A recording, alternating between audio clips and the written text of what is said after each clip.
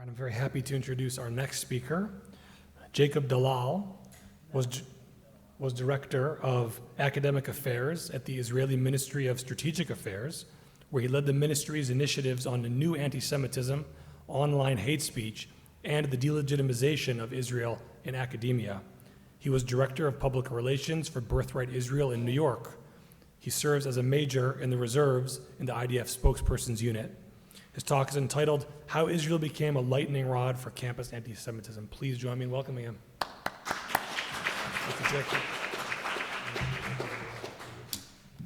Okay, well, you all deserve a prize for hanging in there. Maybe we'll do a stretch. Okay. Now we can hear about a fun topic like anti-Semitism.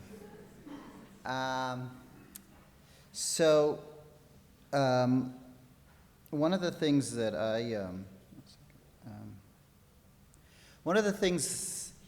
that over the last literally days, I am watching both with fascination and horror what's going on. I'm originally from Chicago. I educated in the United States, went to a school upstate called the University of Chicago for undergrad, and went to the Kennedy School for graduate school, and have been living in Israel for about 20 years. And I am watching with, like I said, fascination and horror at once. I think, echoing some of the things that Carrie said, we're in for a very tough period. The Academy is inhospitable to most Jews who believe in some form or another the right of Israel to exist as a Jewish state. And that's going to have long-term ripple effects over the hospitability of American society to Jewish people in general.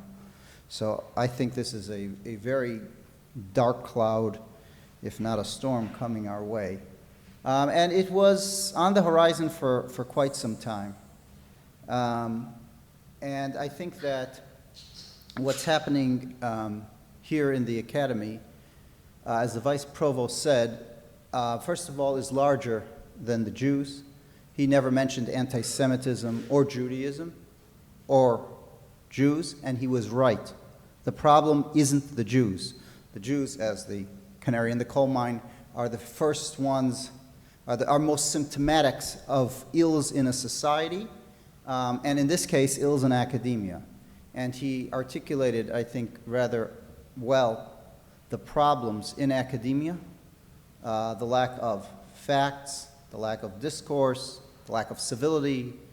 And I think in looking at this for many years now, I think the onus of the blame is on the faculty who remain silent.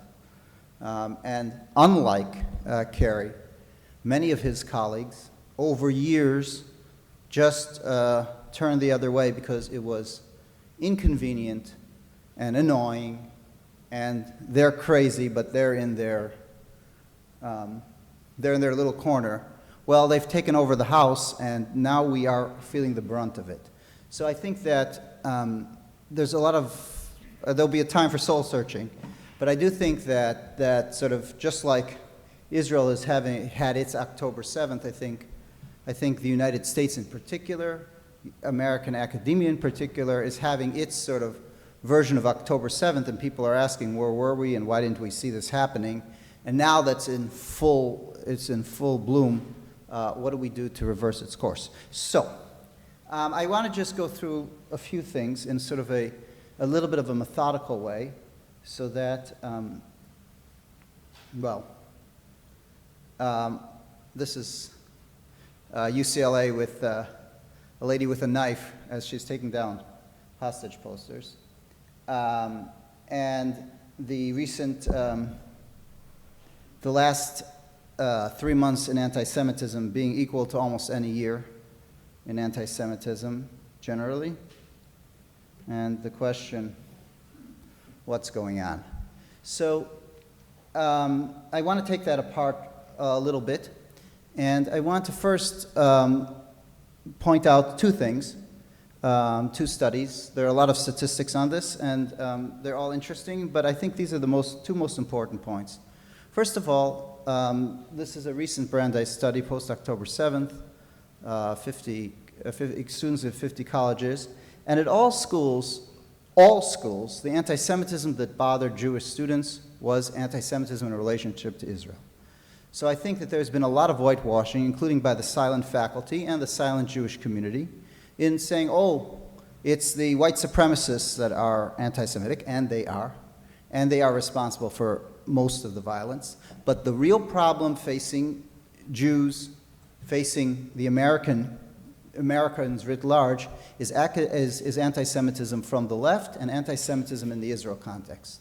So anyone who wants to discuss anti-Semitism seriously should really discuss that, because that's the hard nut to crack, and it's a little bit counterintuitive how to explain it, and I want to spend a little bit of time going into the details, because I, as someone who knew what anti-Semitism was generally, had a little bit of a hard time threading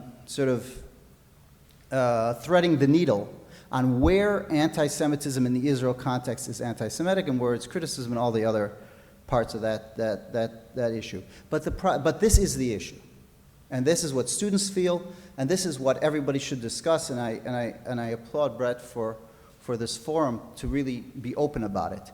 The second point, and the second and last point, is faculty, and I mentioned this in the context of the silent faculty, and now I want to mention it in the context of the proactive faculty, which is not on the side of peace or on the side of love. It is on the side of sort of the opposite, and the newly established, and Carrie already mentioned it, Faculty for Justice in Palestine in support of the SJP is just the latest indication of how a faculty backbone is critical to all of this. It is the faculty teaching about the Middle East for the last 20 years that brought us to a situation where words like apartheid and occupation and colonialism run off the lips of anybody who studied anything about the Middle East in relationship to Israel. So for 20 years, we have a situation where this has been going on, everyone has been silent, and now we're wondering why it comes at us. So I think the Academy is the place to begin. This is where it began, and this is the place which requires the most immediate attention. So I'm going to do two things. First of all, I'm going to go over a short history, very, very short, don't worry, and then I'm going to do three areas of what we should do about it, so to get to the practical end of things. So the brief history of anti-Zionist anti-Semitism begins actually with the Nazis pre-state. It's just another form. Anti-Semitism takes on different forms throughout history. First of all, as being anti-Christian. Well, not first of all. Pharaoh started it with the first conspiracy theory that the Jews were going to join the enemy if there were to be a war. He was the first, I guess, anti-Semite. And it went on in different forms through the Nazis' race. And then, with the State of Israel, it adopted what we call, in the technical language, new anti-Semitism, sort of the Israel as the focus of anti-Semitism. And this was what happened in the Arab world. It started with the Nazis, actually inspired some of this. But this was 50s, 60s, 70s, 80s. But they said, well, it's the Arab world, and no one paid attention. Then after 67, it spread to the Soviet Union. The Soviet Union and its satellite states, including Africa, Southeast Asia, so anywhere that communism or the Soviet Union had a hold, and the Middle East. And it culminated in the UN decision, Zionism equals racism. But there, the entire West was against it. So you had one side of the world, Soviet, Arab on the one hand, and the Western world on the other. Now, and what's happened since, is that this has moved to the West. Probably the specific event, the turning point event, was the UN Conference on Racism in Durban, South Africa, which equated Zionism to apartheid. But delegitimization of Israel in the academy, on the academic level, was happening already beginning in the 80s and 90s.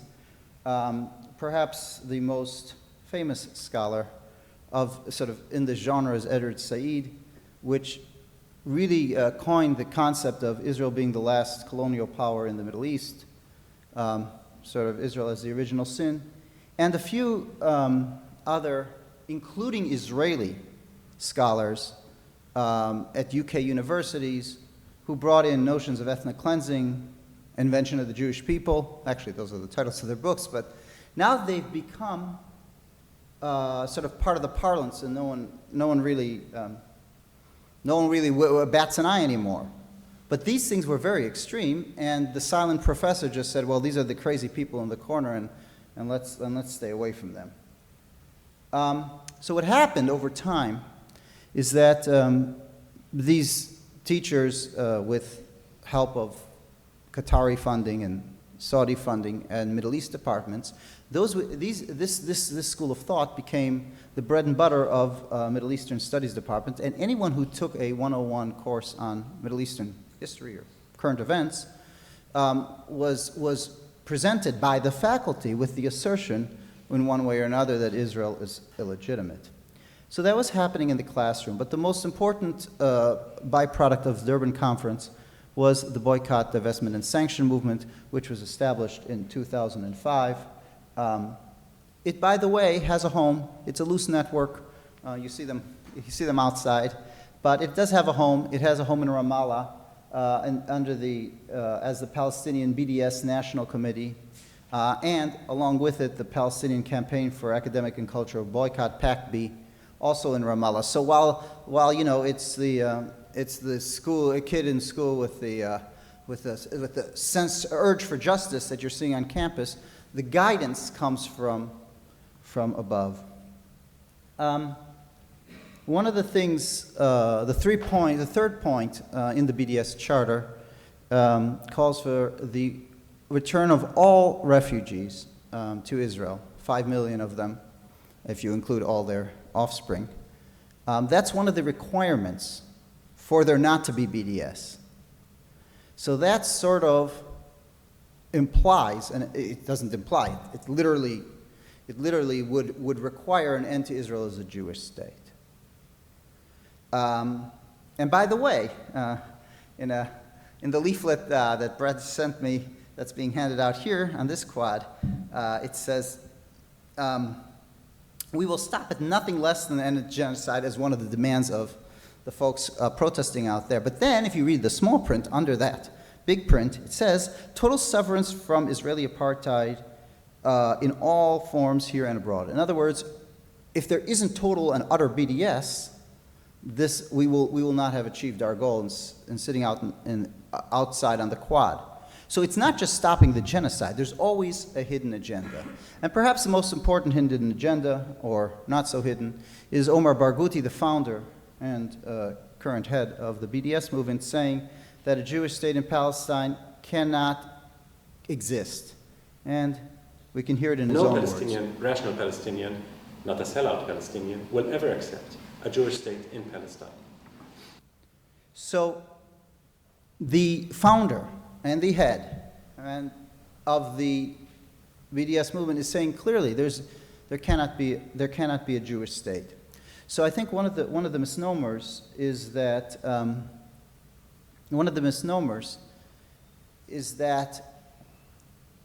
there are two camps in the BDS: the real BDS camp, and then the camp of good wishers who think that boycotts are a good lever for pressuring Israel to make political changes.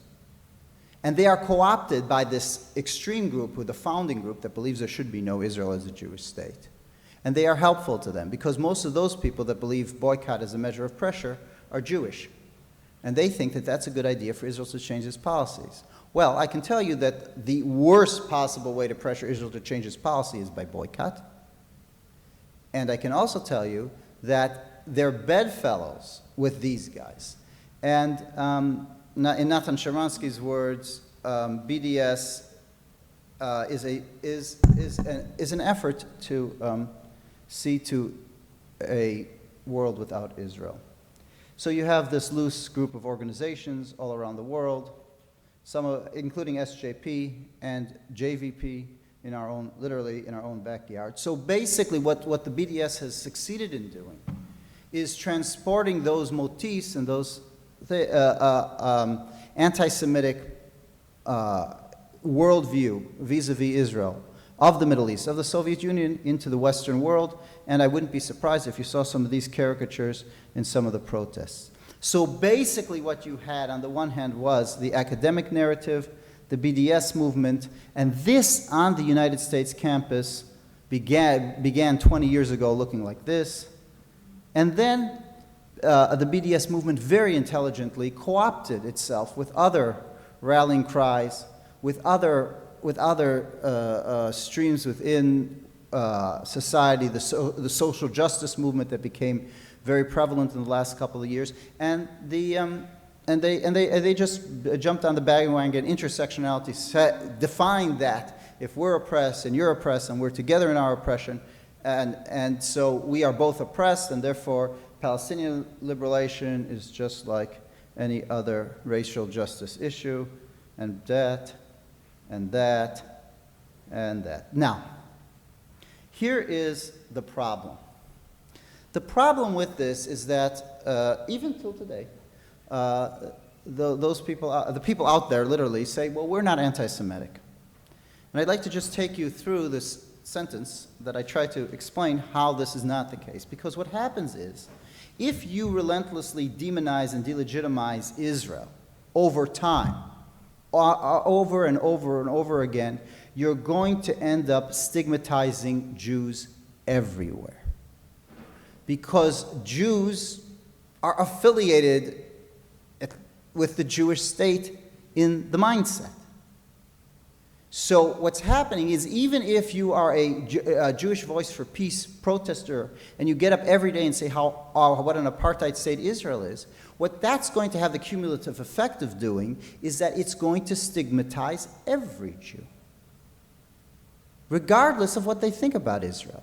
And that's what happened, and this is possibly the best proof of it, literally from 2 or 3 days ago, Ilhan Omar saying, all Jewish kids should be kept safe, whether they are pro-genocide or anti-genocide.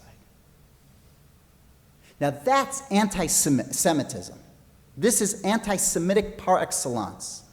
Because first of all, you're blaming all Jews for being you're putting them on the stake in terms of, are you pro-Zionist or anti-Zionist?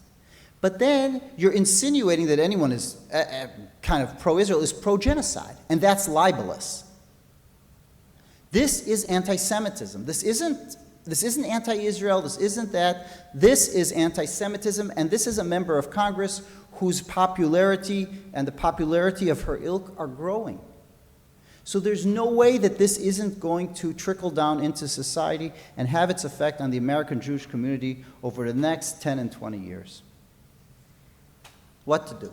Okay, so I said I would get to the tachlis. I would get to the what we can do. First of all, and Kerry mentioned this, we have to define anti-Semitism, because it's not obvious in the Israel context, and the Israel context is the only context that counts.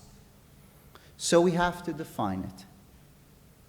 And obviating, trying to squirm out of a definition is almost definitively going to make it more difficult to make an argument.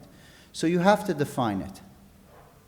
So the 3 Ds of Natan Sharansky: delegitimization, demonization, and double standard.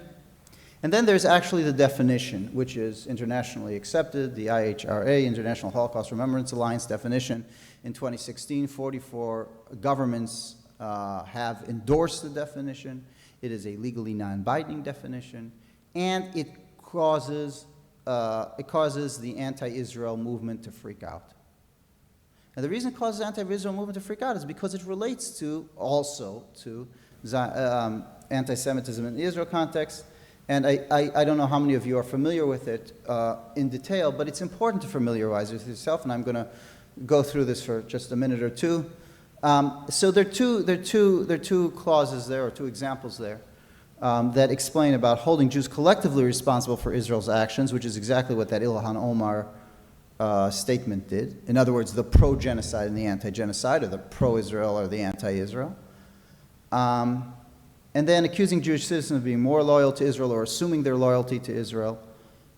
Those are forms of anti-Semitism. And if you don't think they're forms of anti-Semitism, let's discuss it. But this should be at least the basis for a discussion. And then these are the clauses or examples in relation to Israel proper. And this is probably the most problematic one. Because the anti-Israel group says, well, you're trying to shut down criticism of Israel by these definitions. But I'm going to take you through them, and I'm going to show you that it's not. In addition to the fact that in the definition itself says any criticism of Israel is not anti-Semitism, black on white. So if anybody were to argue that, there's a black on white statement within the definition saying criticism of Israel is not anti-Semitic. But let's go through the examples. So denying the Jewish people their right to self-determination. In my view, that's where it's all at. Do the Jews, like the Turks, like the French, like the Kurds, like the Palestinians, have the right to a nation state or not? And if they do, great. Then we can have a discussion about politics and about policy and everything else. But if they don't, and if only they don't, then there's a double standard there, then you're singling out the Jews, and then you are anti-Semitic. So it says the right to have a nation by claiming that the existence of the state in Israel is a racist endeavor a priori. In other words, the fact, not that there isn't racism in Israel, that's a different story. There's racism in many countries. But that the fact that a priori Israel is a racist state because it's a nation state, if you say that, well, you can say that about 100 other states. In fact, unlike the United States, most nations are nation states. Most nations are based on an ethnicity or based on a people, and not like the United States, based on common citizenry. Applying to double standard, requiring of Israel behavior not expected or demanded of other nations, well, that's pretty obvious. Comparison of Israel policy to Nazis. Now, why that's important is because, again, it's inversion of the Holocaust. It's it's turning the victim into the oppressor, and it's using the absolute moral, the worst moral example. In other words, the most immoral thing in the world, in all of history, they're throwing that on the Jewish state. So that's why that's a problematic. And then, of course, using classic anti-Semitic symbols to characterize Israelis. The slippery slope of delegitimization. So what that helps us do is to understand where does and this is important because it is legitimate to criticize Israel. So this kind of gives you the gradations of where it's criticism to where it's anti-Semitism. So it would start with discrimination, which you can definitely say there is in Israel, but as you go down, it becomes unfair. And I do want to talk a word there about genocide, which appeared on that lower down on the list. And as Kerry mentioned, if the bar was set last year or the year or two ago at apartheid, which is factually false, the bar has been brought down to include now genocide. Because I'm involved in this, and I just do want to go through the numbers. The Palestinian Health Ministry, which is the Hamas-run Gaza Health Ministry, is claiming that 34,000 people in Gaza have been killed. They do not exclude from this terrorists. In other words, they're including Hamas terrorists are in that list. That's the number, 34,000, ergo genocide. Now, Israel has claimed that it has killed 13,000 Hamas terrorists. That is a proportion, sorry for this weird thing, of 1 to less than 3. But the Israeli number, and I know this from sources, is an underestimate. And we said the Palestinian number includes combatants. So a more realistic number would be 1,600 to 3,200, even if we give the benefit of the doubt to the Hamas Health Ministry. That's a proportion of 1 to 2. That's a proportion that is better than any other recent war in the Middle East Afghanistan, Iraq, ISIS and Mosul, and the conditions, the subterranean conditions included, the tunnels included, make this the most challenging combat warfare, urban warfare combat in modern history. And yet this is the proportion, and yet they're calling it genocide. So I just had to do a segue to the facts in terms of the genocide. But now back to the genocide, which is that Israel is actually is actually killing people on purpose. So we have legitimate criticism, and then we have hate. And then we have factual and false, and we have universal and unique to the Jewish state.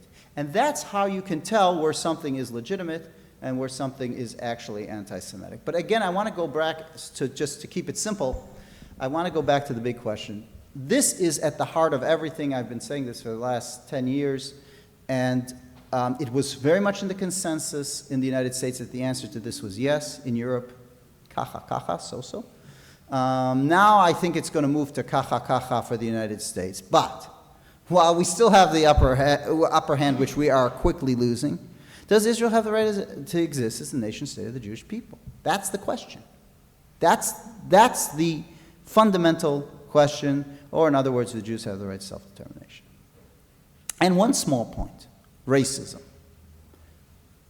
Racism is a very loaded word in the United States because of the United States' history of slavery, which is unique to the United States. What's going on in Israel-Palestine is a religious, ethnic conflict, and there are hundreds of those. So, racism in the United States has nothing to do with Israel-Palestinian conflict. Israel-Palestinian conflict is a very common type of conflict. It's over land, it's over religion, it's over each one having competing narratives to an area. It's not about 150 years after slavery in the United States. And where does the United States stand in its relation, in its very difficult relationship with the African American and black community? Those are not the same things, and they are being purposefully conflated because the word racism here is extremely loaded.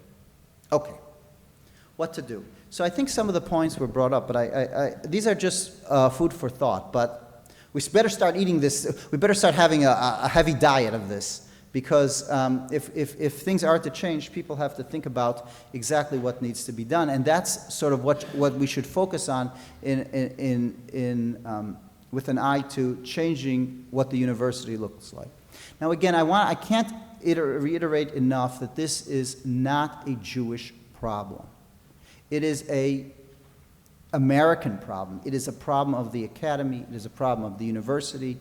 It is fundamentally a problem of Western civilization also, the whole concept of searching for answers, logic, truth, seeking truth, methodology, everything that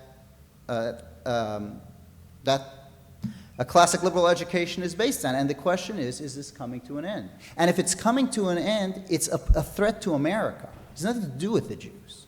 Again, the Jews are on the cutting edge of this or that, but it's not, the question is, are we at an end to the classic liberal education?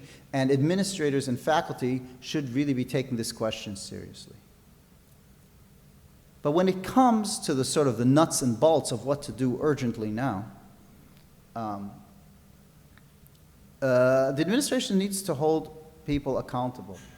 It's sort of the basic sort of social contract between the university and its students. The university provides an environment, and the students are there to be enriched by that environment. If that environment is corrupted for whatever reason, the students are no longer going to be enriched. Okay, and that's basically what's happening now. So, thank you. So, being very clear about a code of conduct, and being very, very dedicated in punishing violators, suspending, dismissing, etc. That's where it counts. It counts in the execution. as Kerry mentioned, you know, it's nice to adopt the IHRA definition. If you do nothing with it, it's useless. So it's nice to have a code of conduct, but if you don't enforce that code of conduct, and if that enforcement doesn't include punitive measures to the key violators, it's worthless.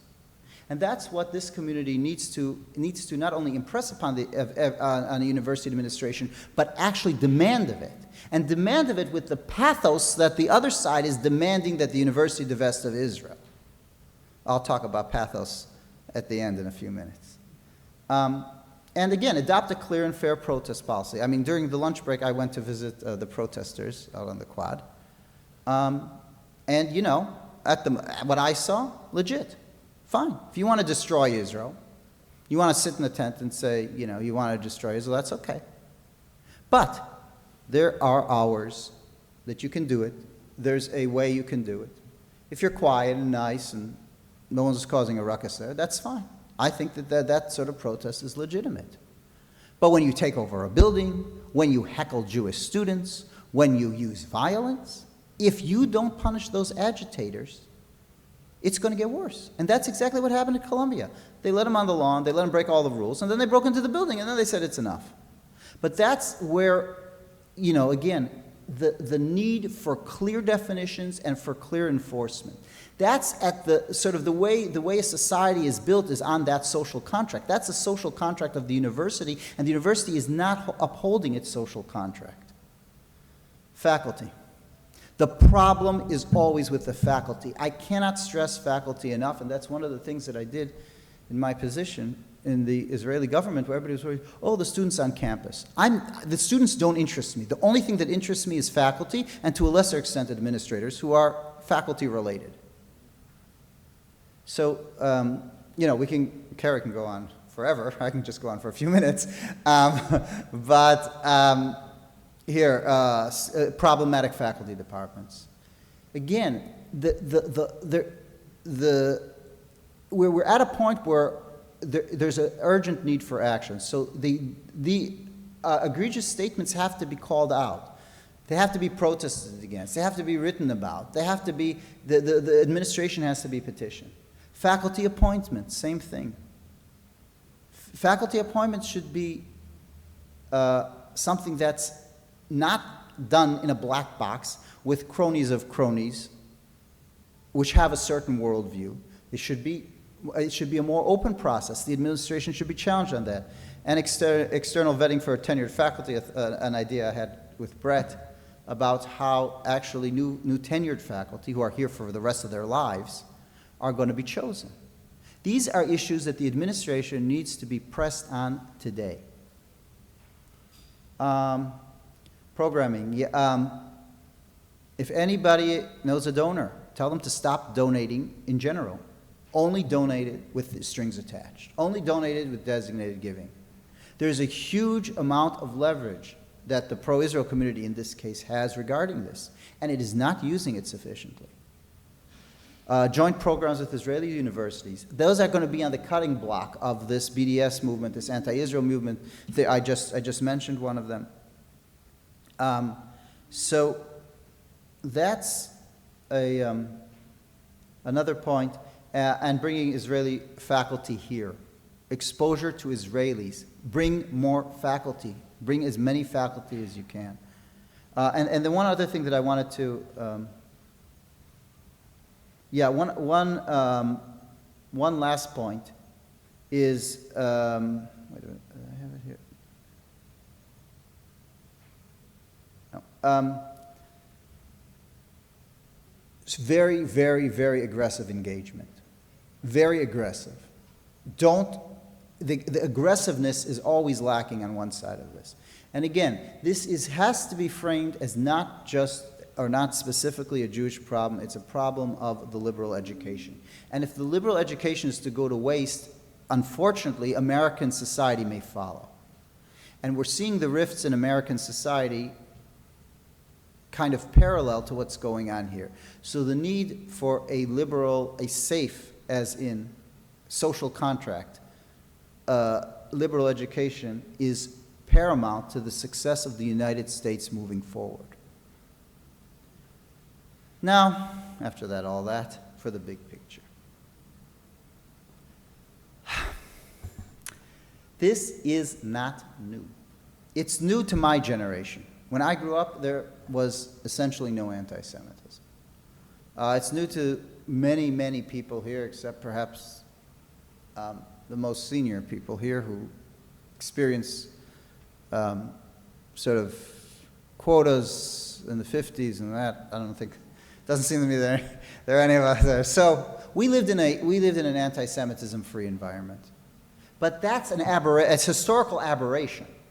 That was, we were on kind of vacation. We were in the Pax Romana or the Pax Americana of American Jewry. Now we're back to what 3,000 years of history was for Jews, which is that this is nothing new. It's the same hate. It's in a different form, and it is the rule, not the exception.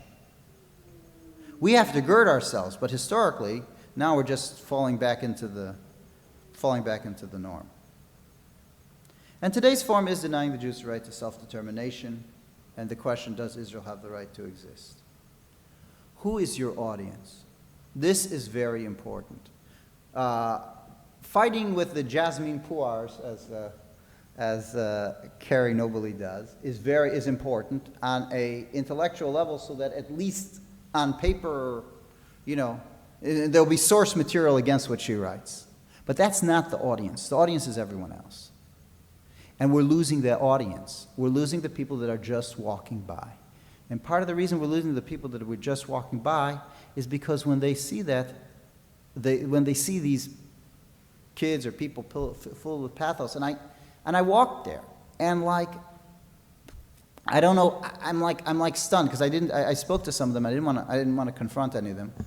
Spoke to a Jewish guy who said he grew up Reform, had confirmation, was pro-Israel until he came to campus, and then he realized, or he learned, what Israel was doing, and now the never again applies to now. That's a problem. That's its own problem within the Jewish community, which the Jewish community has to deal with, and is again, like everything else, oblivious to. Like the storm clouds that were forming 20 years ago in the academy, the rift among the Jews, everyone's oblivious to. But those aren't the audience. That's not the audience. It's the people that are going to become that way. It's the kid that was 13 years old when he was 13 years old. And it's the people in the middle who don't know, who don't care, who just doesn't interest them. Those are the people with whom,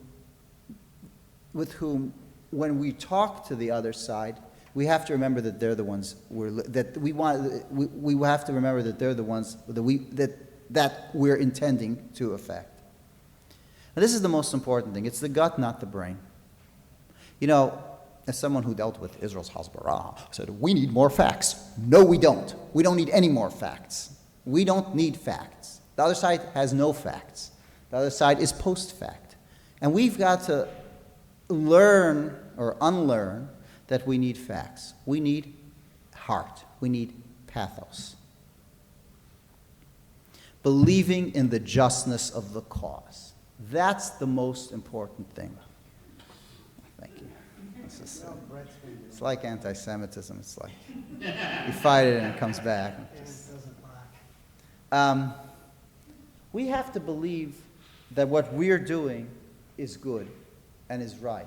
That it's okay to believe in a Jewish homeland for the Jewish people. That it's okay for the Jewish state to exist. That it's okay for the Jewish state to have an army. That it's okay for the Jewish state to make mistakes. It's okay for the Jewish state to have a policy we don't agree with and a prime minister that we don't agree with. It's okay. By the way, it's okay for the United States to have a president, or to have had a president, that some of us may not agree with. We have to be whole with ourselves. And the problems with Jews, especially liberal Jews, is that they're not. And it's from that lack of sense of righteousness that the frailty begins. And the faculty don't speak up. And everyone remains silent and is hoping this storm will pass, and it's just getting worse. We have to believe in ourselves and in the right and in the justness of us being not only a religion but a people, and as a people having a right to a homeland. And as having a homeland, having the right to it. Even if we disagree with some of its policy, even if it's far from perfect, we have the right.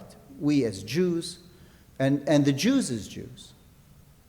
Just like I believe the Palestinians have a right to their self-determination in whatever form that can take. And I don't begrudge them their self-determination at the expense of mine. They're not mutually exclusive, like the other side says. But we have to believe that we have the right. Own it. And actually, I made this, this is the Lubavitcher rabbi. And it's funny because I put this in the presentation, but when I went out to the campus, there was another stand. And it was a stand of Illini Chabad. And there were 3 guys there turning on music of, what was it, Am Yisrael Chai, or some nice rallying music. They own their Judaism. They own it. We've got to own it. They have their kippot on and their thing on, and they own it, and they don't mind, and they're not embarrassed to ask a Jew, "Do you want to put on tefillin?" They own their Judaism, and we've got to own ours. Because if we don't own ours, we're not going to be capable of taking on this big storm against us. So own it. We got to own it, and we got to own it here. And once we own it here, the facts, we can pull up the facts and we can do this. But if we don't own it, we're not going to be able to deal with this. And it's going to be the beginning and the end of the demise of the American Jew. Vayikar lo lefached klal. Do not be afraid.